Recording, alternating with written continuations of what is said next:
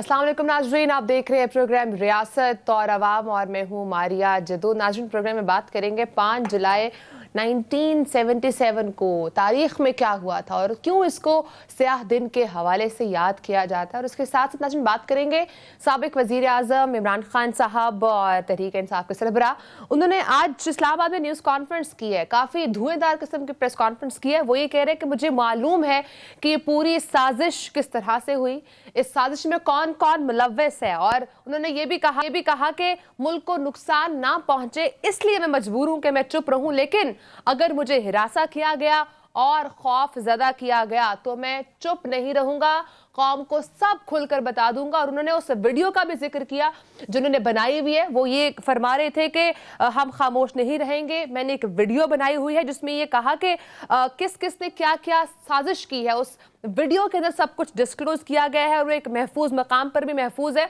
और उन्होंने ये कहा कि अगर मुझे कुछ हुआ तो वो सब कुछ सामने आ जाएगा। इमरान खान साहब ये तमाम जो बातें की अपनी प्रेस कॉन्फ्रेंस में, सबका क्या मकसद था? इमरान खान की जानिब से क्यों मुसलसल इल्जामात की बारिश की जा रही है, क्यों एक दफा खुल के सामने नहीं आ रहे हैं, इस पे बात करेंगे। और उसके साथ साथ नाज़रीन हम बात करने जा रहे हैं जो नैब कवानीन है उस हवाले से, जो नैब कवानीन में एक बार फिर से तरमीम हुई है, इसका फायदा किसको जाएगा, कौन सी पार्टी इससे सबसे ज्यादा फायदा लेगी। क्योंकि पाकिस्तान तहरीक इंसाफ की बात की जाए तो उन्होंने नैब के कवानीन के हवाले से, इलेक्शन रिफॉर्म्स के हवाले से काफी ज्यादा तरमीम की थी, लेकिन जैसे ये हुकूमत आई और बहुत सारी चेंजेस को रिवर्स कर दिया गया और कुछ और मजीद भी चेंजिंग्स की गई हैं, उस पर भी बात करेंगे। इस सब का फायदा किसको होने जा रहा है।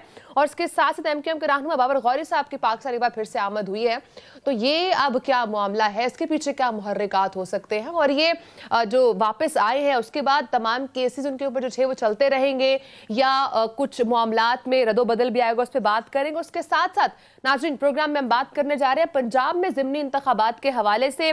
जैसे जैसे दिन गुजरते जा रहे हैं पंजाब में जो सियासत है उसका पारा भी हाई होता जा रहा है, और जो हमजा शहबाज शरीफ साहब ने रिलीफ पैकेज दिया है ज़िमनी इंतखाबात से कबल, उस हवाले से भी पीटीआई ने सुप्रीम कोर्ट को खत लिखा है।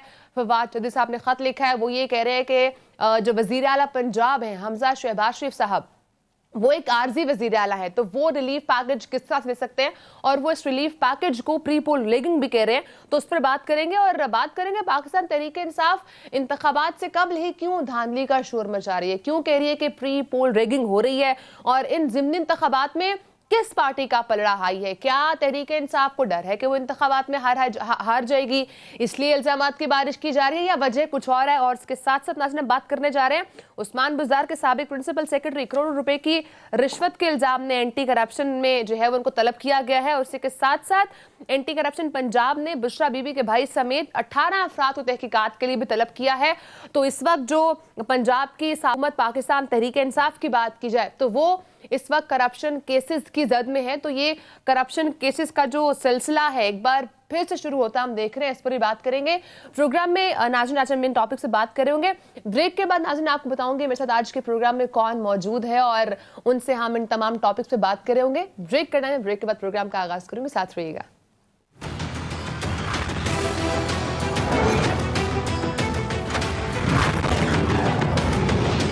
वेलकम बैक नाज़रीन हमारे साथ मौजूद हैं इंफॉर्मेशन साइंस एंड टेक्नोलॉजी के वजीर और पाकिस्तान पीपल्स पार्टी के सीनियर रहनुमा नवाब तैमूर तालपुर साहब। सर बहुत शुक्रिया आपने प्रोग्राम को टाइम दिया। सर बहुत सारे मामलात पर बात करनी, लेकिन सबसे पहले बात करूंगी जो 5 जुलाई 1977 को जब जुल्फ़िकार अली भुट्टो साहब की हुकूमत का तख्ता उल्टा गया, जिसको स्याह दिन के तौर पर भी याद किया जाता है, आपने बतौर पार्टी पाकिस्तान पीपल्स पार्टी ने इससे क्या सीखा और हमने बतौर कौम इससे क्या सीखा? जो माजी में सब कुछ होता रहा, इससे हमने क्या सीखा?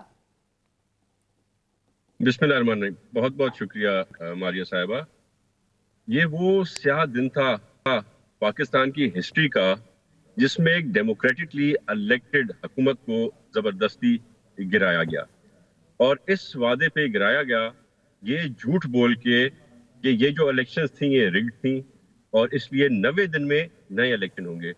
पर वो 90 दिन तो क्या, 11 साल गुजरने के बाद जब तक ज़िया रहा पावर में और 85 में जाके उन्होंने फिर इलेक्शन कराए, तो हमने ये सीखा कि जमहूरियत से बेहतर कोई भी तरीक़ेकार नहीं है मुल्क चलाने का। क्योंकि उन दिनों में जितना पीछे पाकिस्तान गया और जितनी हमारी दुनिया में बदनामी हुई वो हम सबके सामने। तो इंशाल्लाह आई होप कि वो आखिरी बार था। उसके बाद जब जनरल मुशर्रफ ने आके इसी किस्म की कुछ मिलती जुलती हरकतें की थी, पर आई होप आज हम सब वापस हैं, लाइन पर हैं, ट्रैक पे हैं और सही फैसले कर रहे हैं। जिस तरह से हमारे इदारों ने भी फैसला किया है कि वो न्यूट्रल हैं और न्यूट्रल रहेंगे, and that is what the country needs at this time.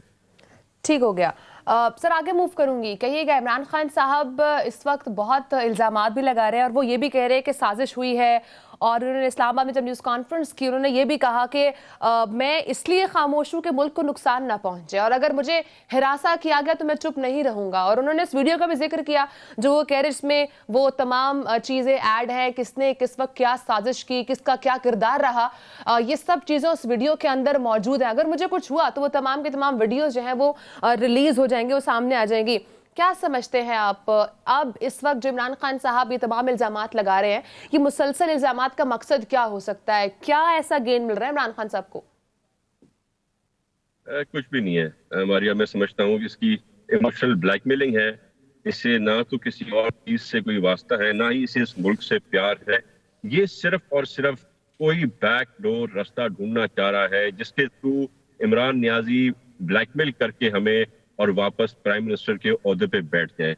जिस तरह आपने देखा जब हुकूमत इनकी जा रही थी डेमोक्रेटिक तरीके से, किस तरह से उन्होंने मैसेजेस भेजे, माफिया मिलते तरले किए जरदारी साहब के कि वो किसी तरह उनसे बन जाए।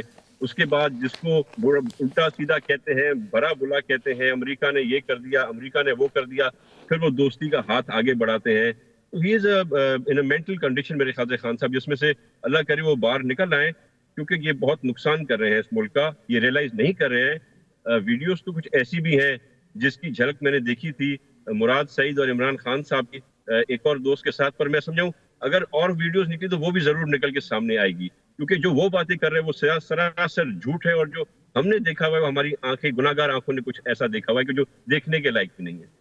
ठीक है। तैमूर साहब कहिएगा, जो नैब कवानीन में तरमीम की गई हैं उस हवाले से बात करना चाहूँगी। अमूमन जो इस वक्त तासुर आ रहा है और जो सब लोग बात भी कर रहे हैं कि इस तरमीम का सबसे बड़ा और सबसे ज़्यादा फ़ायदा साबिक सदर आसिफ अल ज़रदारी साहब को होगा, उनकी बहन फरियाल तारपुर साहिबा को होगा, मुराद अली शाह साहब और दीगर वो तमाम अफसरान जिनके केसेस मुंतकिल जो है वो हुए हैं, या उनके मुंतकिल करने के एस्पेक्ट से जो है वो ये नैब कवानीन में जो है वो तरमीम की गई हैं। आप क्या समझते हैं, वाकई में इसका सबसे ज्यादा फायदा साबिक सदर पाकिस्तान पीपल्स पार्टी को होगा? मैं समझता हूं कि नैब जो कुछ कर सकती थी, चाहे वो सदर जरदारी हो, चाहे हमारी बहन फरियाल तारपुर साहिबा हो, उन्होंने अपने घोड़े के जोर लगा दिए। पिछले 9 साल 10 साल में उल्टे सीधे केसेस, झूठे इल्जामात, झूठे गवाह, तो क्या मिला नैब को? कुछ नहीं मिला। हमने तो जो तरामीम की हैं इस मुल्क की बेहतरी के लिए, मईशत को आगे लाने के लिए, हमने सिर्फ कुछ ऐसी चीजें काटी हैं जिनमें सरासर ज्यादती की जाती है, जैसे कि एसेट बियॉन्ड मींस एक ऐसी चीज है जिसमें किसी को भी फंसाया जा सकता है। और ये डिमांड है हमारी बिजनेस कम्युनिटी की कि जो ज्यादती की गई है वो चेंज की जाए। जो असल नैब था हम उसकी सूरत में उसको छोड़ने को राजी हैं, पर जो अमेंडमेंट्स करके सियासतदानों को फंसाने के लिए और बिजनेसमैन को तंग करने के तरीकेकार अपनाए गए थे, हमने सिर्फ उनसे जान छुड़ाई है। तैमूर साहब आप क्या समझते हैं, चूंकि ये तमाम जो मामलात है नैब कवानीन की अगर बात की जाए, इमरान खान साहब बार बार ये कहते हैं कि ये जो मौजूदा हुकूमत बनी है इनका मकसद यही था कि ये हुकूमत में आए, अपने केसेस खत्म करें और उसके बाद उनको इस तमाम हुकूमत से कोई सरोकार नहीं है। आप समझते हैं कि ये तमाम केसेस खत्म करने के लिए नैब में कवानीन की गई आपकी हुकूमत की तरफ से? खान साहब बुखलावट का शिकार हो गए। खान साहब का दिमाग काम जरा कम करता है, और उन्हें जरा वो जो नशे करते थे उनको करना जरा बढ़ा दिया, इसलिए उनको समझ नहीं आ रहा और किस किस किस्म की वो बातें करते जा रहे हैं। मैं समझता हूँ, जैसे मैं आपको कहा कि जो नैब कर सकती थी उसने 10 साल में कर लिया। उन 10 साल में से 4 साल इमरान नियाजी प्राइम मिनिस्टर था, नैब इसके इशारों पे काम कर रही थी। हमारे सैकड़ों लीडर्स को अरेस्ट किया गया, इंक्लूडिंग अदी फरियाल, आसिफ जरदारी साहब, खुर्शीद शाह साहब, कितने मैं नाम लूं आपके सामने। तो क्या रिजल्ट आया? अगर खान साहब कुछ कर सकते थे तो करके दिखा देते, पर क्योंकि वो बोगस, झूठे, घनौने इल्जामात थे, इसलिए नैब या कोई भी कुछ ना कर सका। और एहतसाब होना चाहिए। बिल्कुल एहतसाब होना चाहिए। जो करप्शन करे उसको ऐसी भयानक सजा मिलनी चाहिए कि आने वाली नस्लें उसको देखें। पर एट द सेम टाइम सिर्फ क्योंकि कोई आपका सियासी मुखालिफ है उसको तंग करने के लिए अरेस्ट करना किया जाए और तंग किया जाए, I think that is very unfair. और तैमूर साहब, ये एहतसाब होगा कैसे? चूंकि समझ नहीं आ रही, नैब कवानीन में तरमीम की जा रही हैं। जरदारी साहब ने जब कुछ दिनों पहले प्रेस कॉन्फ्रेंस की थी तो वो भी ये फरमा रहे थे कि हम अगले इलेक्शंस में तब जाएंगे जब तरमीम होंगी, कुछ नैब के कवानीन के हवाले से, कुछ इलेक्शन के हवाले से। तो ये तरमीम जो हो रही हैं, आपको लगता नहीं है कि वाकई में आपको कहीं ना कहीं फायदा पहुंचा रही होंगी? मैं समझता हूँ हर वो शख्स जो करप्ट नहीं है, हर वो शख्स जिसने करप्शन नहीं की, हर वो शख्स जो कि जिसके साथ ज्यादती गई है, उन सबका फायदा होगा।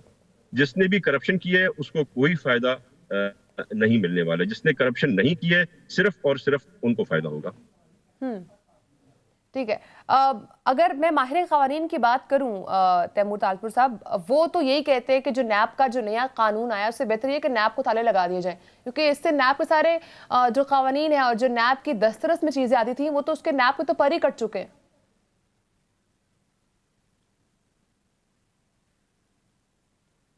तैमूर तालपुर साहब को मेरी आवाज आ रही है?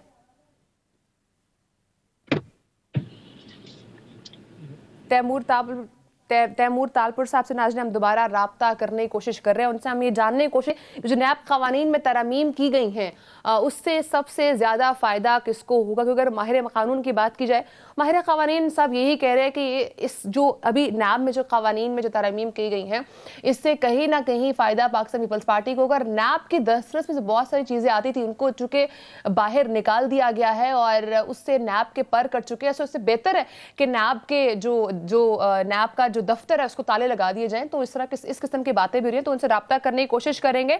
और अगर हम इमरान खान साहब की बात करें, जो साबिक वजीर आजम भी रह चुके हैं, वो ये फरमा रहे हैं चूंकि इस पर जो ये तमाम जो इस वक्त ऑडियो लीक्स के मामलात हो रहे हैं, मुबैयन ऑडियो लीक जो बुशरा बीबी के सामने आई है उस हवाले से भी बात कर रहे थे। वो यही कह रहे थे कि मैं सिर्फ मुल्क की खातिर खामोश हूँ, और अगर मुल्क की खातिर अगर मुझे हिरासा किया गया और अगर इस तरह की तमाम चीजें की तो वो खामोश नहीं रहेंगे। इस किस्म के तमाम जो इल्जामात साबिक वज़ीर आज़म इमरान खान साहब लगा रहे हैं, इन सबका फायदा किसको होगा? इमरान खान साहब जो इल्जामात की बारिश कर रहे हैं, क्योंकि वो ये भी फरमा रहे हैं कि उन्होंने एक वीडियो बनाई हुई है और उस वीडियो के अंदर इमरान खान साहब ये कह रहे हैं कि किसने क्या साजिश की, किसका क्या किरदार रहा, और इसके साथ साथ ये जो वीडियो है एक महफूज मकाम पर है और ज़रूरत पड़ने पर, और अगर इमरान खान साहब को किसी ने कुछ कहा या उनको कोई नुकसान पहुंचा तो ये वीडियो मंजर आम पर भी लाई जाएगी। और वो बार बार इस बात का जिक्र कर रहे थे कि वो सिर्फ कौम की खातिर खामोश है, और वो ये कहते हैं अगर मुझे हिरासा किया गया तो वो चुप नहीं रहेंगे। और उन्होंने इसी हवाले से भी बात की है कि वजीर आला पंजाब के हवाले से उन्होंने काफ़ी बातें की हैं कि वो जो है वो वजीर आला पंजाब नहीं है, वो आर्जी तौर पर है, वो रिलीफ पैकेज नहीं दे सकते। इस हवाले से बहुत सारी बातें हो रही हैं। तैमूर तालपुर साहब नाज़रीन हमारे साथ दोबारा से मौजूद हैं, उनसे जानना चाहूँगी। तैमूर साहब, मैं आपकी तरफ आऊँगी, मुझे कहिएगा इस वक्त जो तमाम सिचुएशन चल रही है, आपसे मैं पहले भी सवाल करी थी, जो नैब कवानीन में तरमीम की गई हैं उस हवाले से माहिर कवानीन तो बार बार यही फरमा रहे हैं कि ये तमाम जो नैब पे कानून में तरमीम की गई, इससे बेहतर ये कि नैब के दफ्तर को ताले लगाकर बंद कर दिया जाए।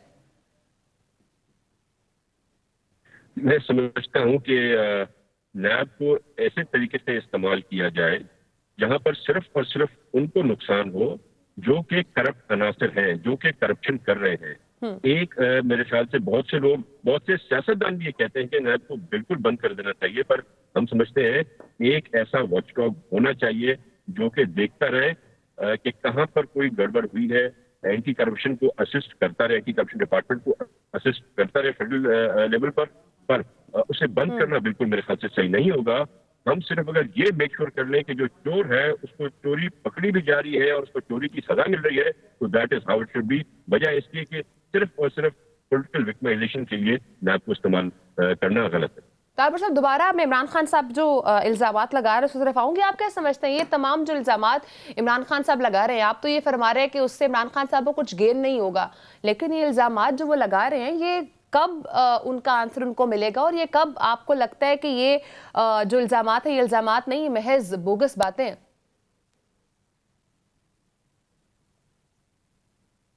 देखिए जी, खान साहब वो शख्स है जो कि अपने पेट में ये भी नहीं रख सकते कि उन्होंने दिन में क्या खाया और शाम को उनको उल्टी किस वक्त आई। तो मेरे ख्याल से अगर इनके पास कुछ होता ऐसा तो बहुत पहले मंजर आम पर आ चुका होता।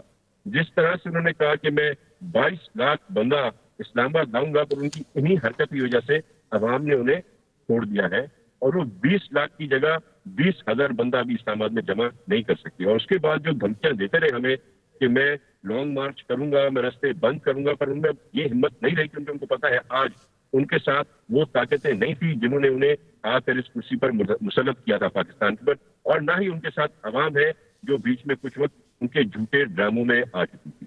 ठीक है तैमूर साहब, जाते हुए मुझे एक लास्ट बात के हवाले से जवाब देते हुए जाइएगा। एमक्यूएम के रहनुमा बाबर गौरी साहब दोबारा पाकिस्तान जो है वो आमद उनकी हुई है, तो इसके पीछे क्या मुहर्रकात है? क्या केसेस रिजॉल्व होने जा रहे हैं या वो तमाम सब उनको फेस करना पड़ेगा जो पहले फेस कर रहे थे, या ये तमाम मामला सेटल डाउन हो चुके हैं? As a political worker Maria, मैं हमेशा वेलकम करता हूँ जो भी शख्स वापस पाकिस्तान आके अपने केसेस लड़ना चाहता है। वो एक खुश आइन चीज होती है, हम उसको सियासी तौर पे वेलकम करते हैं। और हमारा, मैं समझता हूँ अगर वो वापस पाकिस्तान आए हैं उनको अपने केसेस फेस करने चाहिए। आज उनको एयरपोर्ट से पुलिस ने अरेस्ट कर लिया था, मगर 7 दिन का रिमांड है। कोई ऐसे मेजर केसेस मेरे ख्याल से शायद नहीं है जहां तक मेरी नजर घूमी थी। पर जो भी होगा सामने होगा, कानून सबके लिए बराबर है। अगर उनकी गलती है तो उनको सजा मिलनी चाहिए, अगर उनके साथ ज्यादती हुई है तो फिर मेरे ख्याल से उसका इजाला होना चाहिए और इंसाफ उनको मिलना चाहिए। ठीक है, बहुत शुक्रिया। पाकिस्तान पीपल्स पार्टी के सीनियर रहनुमा नवाब तैमूर तालपुर साहब नाज़रीन हमारे साथ मौजूद थे और बाबर गौरी वाले मामला यही फरमा रहे थे कि अगर उनके ऊपर जो इल्ज़ामात हैं अगर वो दुरुस्त साबित हुए तो उसका उनको सज़ा भुगतनी पड़ेगी, और अगर ऐसा कुछ साबित ना हुआ तो इंसाफ उनको मिलेगा। उसके साथ अगर नैब के क़वानीन के हवाले से बात की जाए तो वो ये फरमा रहे हैं कि ऐसा कुछ नहीं है, पाकिस्तान पीपल्स पार्टी को कोई फ़ायदा नहीं होगा। और अगर इमरान खान साहब की बात की जाए, जब इमरान खान साहब एहतसाब के हवाले से बात करते थे तो इमरान खान साहब ने जो इल्ज़ामात भी लगाए उस पर भी उनका यही फरमाना था कि तमाम इल्ज़ामात जो हैं वो बोगस हैं, इसका किसी किस्म का फ़ायदा इमरान खान साहब को नहीं होगा। और वो ये भी कह रहे थे कि तमाम इल्ज़ामात जो इमरान खान साहब लगा रहे हैं ये बंद कर देना चाहिए। उसके साथ साथ जो 5 जुलाई 1977 का जो स्याह दिन था जब भुट्टो को हुकूमत से हटाया गया था, उनकी हुकूमत का तख्ता उल्टा गया था, उस हवाले से वो यही कहते हैं कि हमने बहुत कुछ सीखा उससे। और उसके बाद अब तक जो जमहूरियत चल रही है उस पर भी उन्होंने बात की कि अब इसको हमें मुसलसल आगे खुद भी लेकर चलना है। तो इन तमाम मामलात पर तैमूर तालपुर साहब से नाज़रीन हम बात कर रहे थे। ब्रेक का टाइम है नाज़रीन, ब्रेक के बाद हम बात करेंगे पंजाब में ज़िमनी इंतखाबात के हवाले से। चूँकि इस वक्त पंजाब में जो सियासत है उसका पारा हाई हो चुका है, इमरान खान साहब बहुत इल्ज़ामात भी लगा रहे हैं, तो इस हवाले से जो हमजा शहबाज शरीफ साहब ने रिलीफ भी दिया है, तो ये कितना फ़ायदा किसको दे रहा होगा और ये इनका रिजल्ट क्या आएगा, ब्रेक के बाद से बात करेंगे, साथ रहिएगा।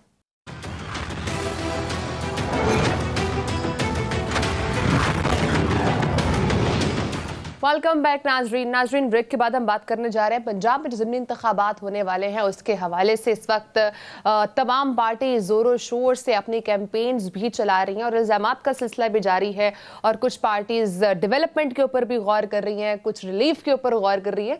तो हर पार्टी इस वक्त कुछ ना कुछ कर रही है ज़िमनी इंतखाबात में जीतने के लिए। तो बात करने के लिए हमारे साथ मौजूद हैं सीनियर जर्नलिस्ट हैं, एनालिस्ट हैं अरसलान रफ़ीक भट्टी साहब। सर बहुत शुक्रिया आपने प्रोग्राम को टाइम दिया। सर कहिएगा, इस वक्त जो पंजाब में ज़िमनी इंतखाबात होने जा रहे हैं, हर गुजरते दिन के साथ अगर हम पंजाब का सियासी पारा देखें तो काफ़ी हाई भी नज़र आ रहा है, और इसी ऐन मौके पर चूँकि हमजा शहबाज शरीफ साहब ने रिलीफ पैकेज का भी ऐलान किया है और वहां से पाकिस्तान तहरीक-ए-इंसाफ की तरफ से इल्ज़ामात की बारिश भी हो रही है। आप क्या समझते हैं इस वक्त जो ज़िमनी इंतखाबात होने जा रहे हैं और इस वक्त जो पंजाब की सूरत हाल है, किसका पलड़ा भारी है, कौन ये इंतखाबात जीत सकता है? मारिया बहुत शुक्रिया आपका। मेरी आवाज आ रही है? जी सर। अच्छा जी, बात यह है कि 20 हलकों में ज़िमनी इंतखाब हो रहा है, यानी 11 तहसीलें हैं पंजाब की जिसमें ज़िमनी इंतखाब होना है। उसमें सबसे ज्यादा 4 लाहौर के अंदर हैं सिर्फ और सिर्फ। अब उसमें देखना यह था कि क्या उसमें पाकिस्तान मुस्लिम लीग नून, पाकिस्तान तहरीक इंसाफ और तमाम यानी सीटें जितनी भी हैं उन तमाम में यही लोग जो हैं पाकिस्तान मुस्लिम लीग नवाज के, पाकिस्तान तहरीक इंसाफ के, यही लोग आमने सामने हैं। उसमें कोई दूसरी पार्टी, हाँ तीसरी जमात जो है वो आप देख लीजिएगा कि पाकिस्तान जो तहरीक लब्बैक है उनके लोग काफी ज्यादा उसमें शामिल हैं। अच्छा। हाँ जी, तीसरी नंबर की जमात जो अगर आप कहें तो उसमें कोई मुज़ायका नहीं होगा कि थर्ड पावर जो है वो पाकिस्तान तहरीके लब्बैक पाकिस्तान के पास है। अब ठीक उसमें है, और देखना ये था पाकिस्तान जी कि पीपल्स पार्टी का 20 क्या होगा यहाँ पर सर? पाकिस्तान पीपल्स पार्टी ने किसी हलके में अपना कोई कैंडिडेट नहीं दिया। द रीजन कि उन्होंने ये बात कमिट कर ली थी जी कि हम अपना कैंडिडेट नहीं देंगे। हम्म। ये चूंकि पाकिस्तान पीपल्स पार्टी का जो था उन्होंने पहले ही ये तय कर लिया था कि हमने नहीं आना ज़िमनी इंतखाबात में, और उन्होंने ये जो बात थी सारे का सारा जो भार है या सारे का सारा कंधा पे जो बंदूक रखनी थी वो पाकिस्तान मुस्लिम लीग नून के रख दी। अब रह गई मैदान में पाकिस्तान मुस्लिम लीग नून और पाकिस्तान तहरीक तहरीक इंसाफ। इंसाफ, यानी जो अजली दुश्मन आप समझ लें उनको, पहले दिन से जिनकी दुश्मनी चली आ रही। अब 20 सीटें हैं पंजाब की और इसके ऊपर फैसला होना है 22 तारीख को वजीर आला पंजाब मियां हमजा शहबाज की किस्मत का भी, कि अगर वो जीत कर आ जाते हैं और वो उनको इलेक्शन कमीशन उनको कह देता है जी कि हलफ ले लें। उसमें ये है कि दौड़ धूप तो सारी जमातें तकरीबन कर रही हैं, जिसमें पाकिस्तान मुस्लिम लीग नून भी है, पाकिस्तान तहरीक इंसाफ भी है, पाकिस्तान जो है तहरीक लब्बैक पाकिस्तान भी है। लेकिन दोनों जमातों में जब मुकाबला होगा मारिया, तो उसमें सीधी सी बात यह है कि पाकिस्तान तहरीक इंसाफ के स्टेक उतना हाई नहीं है जितना पाकिस्तान मुस्लिम लीग नून का है। उसमें सबसे बड़ी बात यह है कि पाकिस्तान मुस्लिम लीग अरसलान रफीक भट्टी साहब की नाज़िर आपने नाज़रीन देखें लाइट चली गई, तो उनसे दोबारा रब्ता करने की कोशिश करेंगे। इस वक्त अगर हम पंजाब की सूरत हाल की बात की जाए तो पंजाब में चूँकि अब आगे कुछ दिनों में ज़िमनी इंतखाबात होने जा रहे हैं, तो उस हवाले से सियासी पारा काफ़ी हाई है। और जैसे अरसलान रफीक भट्टी साहब ये फरमा भी रहे थे कि हर पार्टी इस तगोदो में लगी है कि वो इन इंतखाबात को जीते। पाकिस्तान तहरीक इंसाफ की बात की जाए तो इमरान खान साहब ने भी जलसों का ऐलान किया था और ये कहा था कि हम 17 जलसे करेंगे, तो उस हवाले से भी पाकिस्तान तहरीक इंसाफ एक्टिव नजर आ रही है। अगर मुस्लिम लीग नून की बात की जाए तो मुस्लिम लीग नून काफी रिलीफ पैकेज देने में भी इस वक्त मसरूफ है और उसके साथ साथ कुछ डेवलपमेंट प्रोजेक्ट्स पर उनके काम हो रहे हैं। काफी तेजी से कुछ वीडियोस और पिक्चर्स भी पंजाब हुकूमत की तरफ से सामने आ रही हैं कि किस तरह से पंजाब के अंदर जो डेवलपमेंट काम है वो जारी हैं, जस्ट टू गेन जो इस वक्त पंजाब में सूरत हाल चल रही है उस तमाम को पोलिटिकली, जैसे पाकिस्तान तहरीक इंसाफ इल्जामात भी लगा रही है, तो इस हवाले से वो गेन हासिल करने की कोशिश की जा रही है। अरसलान रफीक भट्टी साहब हमारे नाज़रीन दोबारा से उन्होंने हमें ज्वाइन किया है। भट्टी साहब कहिएगा, आप फरमा रहे थे कि जो तीसरी जमात है उसकी अगर बात की जाए तो वो JUI हो सकती है, और इस वक्त जो तमाम TLP की आपने बात की थी, सो इस वक्त तमाम जो सिचुएशन चल रही है पंजाब के अंदर उस हवाले से आप बता रहे थे। जी बिल्कुल, उसमें ये है कि पंजाब में जो सिचुएशन अभी चल रही है वो यही है कि पाकिस्तान तहरीक इंसाफ, पाकिस्तान मुस्लिम लीग नून और तीसरी जमात है तहरीक लब्बैक पाकिस्तान, उसके जो वोटर हैं हर हल्के में तकरीबन 8 से 10 हज़ार से लेकर 15,000 वोटर उनके जो हैं वो चलते हैं या रहते हैं। उनमें मसला यही था कि जी वो क्या करेंगे और क्या वो असरअंदाज होंगे, तो डेफिनेटली पाकिस्तान मुस्लिम लीग नून के जो वोट बैंक है उस पर वो असरअंदाज हो सकते हैं। दावा दोनों जाने से यही है कि जी वो ज्यादा सीटें जीतेंगे और नून लीग वाले कहते हैं हम जीतेंगे। उन्होंने 16 से 18 सीटों का टारगेट दिया है अपनी तमाम जो रहनुमा है लोकल उनको, कि जी हम 18 सीटें आपको जीत के देंगे। 2 सीटें जो लोधरा वाली सीट है उसके ऊपर मामला चल रहा है कि उसमें क्या बनेगा, क्योंकि लोधरा में जो पाकिस्तान मुस्लिम लीग नून के उम्मीदवार हैं, जो कांजू फैमिली यानी खानदान है, उनसे उनका ताल्लुक है। उनके मध्य मुकाबले जहांगीर तरीन के जो 2 पुराने वर्कर थे जो हमेशा से जहांगीर तरीन के साथ रहे और हमेशा से जहांगीर तरीन के साथ उन्होंने काम किया, वो नहीं पार्टी छोड़ी। उन्होंने पाकिस्तान तहरीक इंसाफ का साथ नहीं छोड़ा और उन दोनों को लड़ रहे हैं और वहां पे नजरियाती वोट जो है वो खासा ज्यादा है उसका, पाकिस्तान तहरीक इंसाफ का। अब देखना यह है कि क्या उसमें वो करते हैं, उसमें जीतते हैं नहीं जीतते, लेकिन बहरहाल उसमें ये जरूर है कि कोशिश आपका क्या तज्जिया कहता है, चूंकि इस वक्त मुस्लिम लीग नून काफ़ी रिलीफ भी दे रही है आवाम को। कल ही हमने देखा कि वो तमाम घराने जो 100 यूनिट से कम या 100 यूनिट तक इस्तेमाल करेंगे उनको मुफ्त बिजली दी जाएगी। और इस किस्म के अगर हम डेवलपमेंट के काम देखें तो पंजाब में काफ़ी तेज़ी से जारी हैं और वीडियोज़ भी बहुत सारी सामने आ रही हैं। तो इस वक्त मुस्लिम लीग नून वहाँ पर आवाम को रिलीफ भी दे रही है और इस तमाम सिचुएशन में पाकिस्तान तहरीक इंसाफ सिर्फ इल्ज़ामात लगा रही है। तो इस तमाम सिचुएशन के बाद आपको क्या लग रहा है किसकी पोजीशन ज्यादा स्ट्रांग है, आपका तज्जिया क्या कहता है? देखिए, पहली बात जो बिजली वाला मामला आया उस पर तो आज इलेक्शन कमीशन ऑफ पाकिस्तान ने वज़ीर आला पंजाब को नोटिस भी जारी कर दिया है कि रोशन घराना प्रोग्राम का वो ऐलान नहीं कर सकते थे, उन्होंने क्यों ऐलान किया उसके ऊपर नोटिस हो गया। एक तो ये बात, वो 7 तारीख को पेशी उनकी हिदायत जारी कर दी है कि जी वो पेश हों। दूसरी बात कि जी पलड़ा किसका भारी है, देखें जो हुक्मरान जमात होती है सूबे की, उसका हमेशा से पलड़ा भारी रहता है, उसमें कोई दो राय नहीं होती है कि उनके पास हुकूमती मशीनरी भी होती है, कुछ असर रसूख भी अमल दरामद होता है।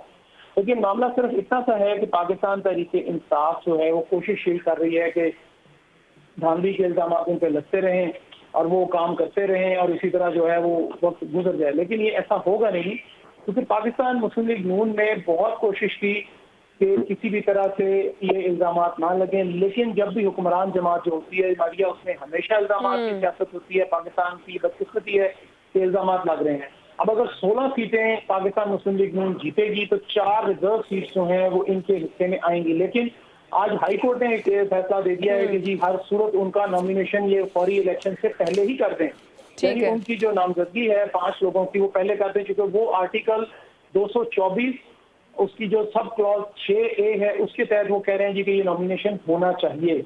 अब वो कैसे होगा, नॉमिनेशन किस तरह होगा, वो समझ नहीं आ रही है कि जो इन प्लेस नहीं है MPA उनके अगेंस्ट नॉमिनेशन होनी है। लेकिन वो कहते हैं कि जब वंस एक पार्टी जीत के आई तो उसकी राइट है कि जो पुरानी सीटों के ऊपर है उसी पे उनकी नॉमिनेशन हो जाए। तो अगर 16 सीटें ये जीतते हैं और 4 सीटें पाकिस्तान मुस्लिम लीग पाकिस्तान तहरीक इंसाफ जीतती है और 5 इनके जो नॉमिनेशन आ जाते हैं तो 5 और 4 9 इनके हो जाएंगे। लेकिन पार्टी पोजीशन स्टिल पाकिस्तान मुस्लिम लीग नून के पास 176 का गोल्डन फिगर इनके पास मौजूद है। इनको 16 बंदे अगर इनके हो जाते हैं तो 176 जमा 10 186 गोल्डन फिगर है। पाकिस्तान पंजाब के अंदर पंजाब असेंबली का जो हाउस है उसके 371 लोग हैं, जिसमें से चौधरी निसार जो हैं वो कभी तशरीफ नहीं लाते हैं। 370 में से 25 लोग डिस्क्वालीफाई या डिसीट हो गए तो बाकी 345 का हाउस रह गया। 345 में से अगर ये 25 लोग वापस आ जाते हैं तो 30 लोग फिर ये भी वापस आ गए तो 25 45 जमा 5 50 और 30 जो है वो 40 और जमा 30 370 का हाउस मुकम्मल हो जाएगा, जिसके बाद 186 गोल्डन फिगर बनेगा। तो गोल्डन फिगर जो है वो फिर मुस्लिम लीग नून के पास ही होगा, उनके 6 वोट ऊपर चले जाएंगे अगर वो 16 सीटें पाकिस्तान मुस्लिम लीग नून पंजाब में 20 ज़िमनी इंतखाबात में से 16 सीटें जीत जाती है। दावे दोनों तरफ से हैं, लाहौर के अंदर भी, मुल्तान में बड़ा मुकाबला चल रहा है PP 217 का, जिसमें वो जैन कुरैशी साहब जो साबिक वज़ीर खारजा के देते हैं, जो MNA भी हैं वो लड़ रहे हैं सलमान नईम के खिलाफ, जो आजाद उम्मीदवार थे जिन्होंने साबिक वज़ीर खारजा शाह महमूद कुरैशी को हराया था, उन्हीं का ये कारकुन था, उसने हराया था इनको। वो कोशिश यही है कि जी वो किसी तरह बात मान जाए, लेकिन वो बात मानने को तैयार नहीं है। वो कहते हैं मैंने नहीं करना, मैंने हर सूरत इलेक्शन ही लड़ना है। उसमें ये चीजें चल रही हैं, अभी देखते हैं यही है। तो ये तमाम इस वक्त जो पंजाब में ज़िमनी इंतखाबात के हवाले से सिचुएशन चल रही है भट्टी साहब, कबल अज़ वक्त धांधली के भी इल्जामात लग रहे हैं, खासकर पाकिस्तान तहरीक इंसाफ की तरफ से। इनमें कितनी सदाकत है, इनमें कितनी जान है? देखिए मारिया, बात सिंपल सी ये है कि धांधली के इल्जामात हमारे कभी भी ये नहीं हुआ कि ना लगे हों, कभी एक पार्टी की जानिब से कभी दूसरी पार्टी की जानिब से, ये हमेशा से लगे हैं।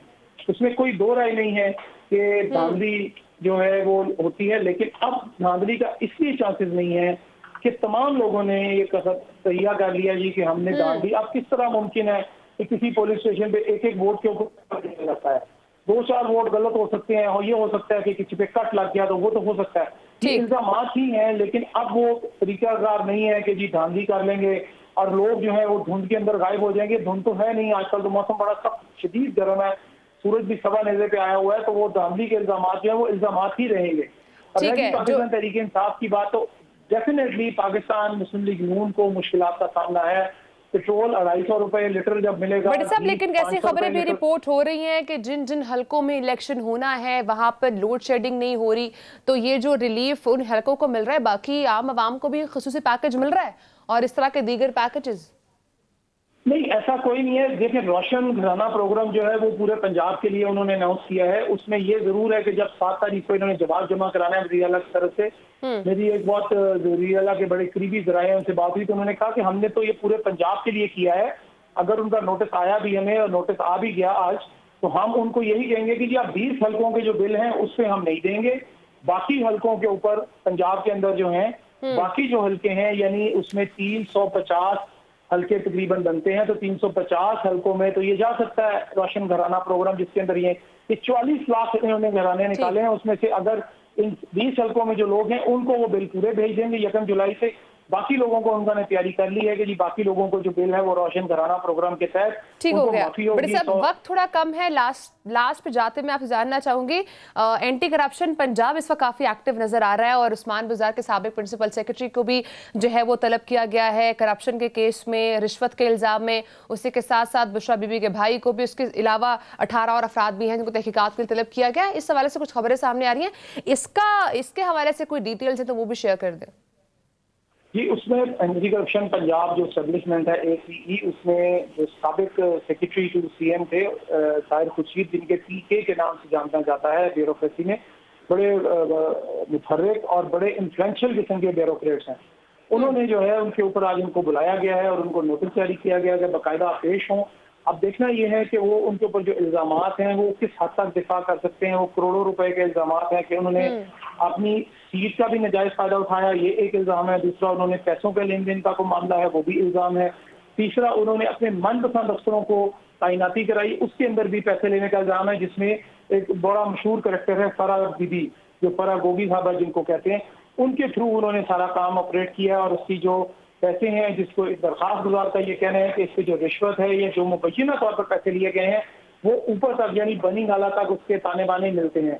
अब वो जब साबित होगा तब तो ठीक है, तब तक हम तो मुबैना ही कहेंगे, लेकिन बहरहाल उनको बुला लिया गया है और उनको उससे पेश होना पड़ेगा। माजी में भी ब्यूरोक्रेसी के खिलाफ इस तरह किस्म के इल्जाम आते रहे और वो पेश होते रहे। जी ठीक है, पेश होना पड़ेगा। बहुत शुक्रिया सीनियर जर्नलिस्ट अरसलान रफीक भट्टी साहब नाज़रीन हमारे साथ मौजूद थे। उन्होंने हमें टाइम खत्म हो चुका है नाज़रीन, इंशाल्लाह आपसे कल मुलाकात होगी। अपना बहुत सारा ख्याल रखिएगा। अल्लाह हाफ़िज़।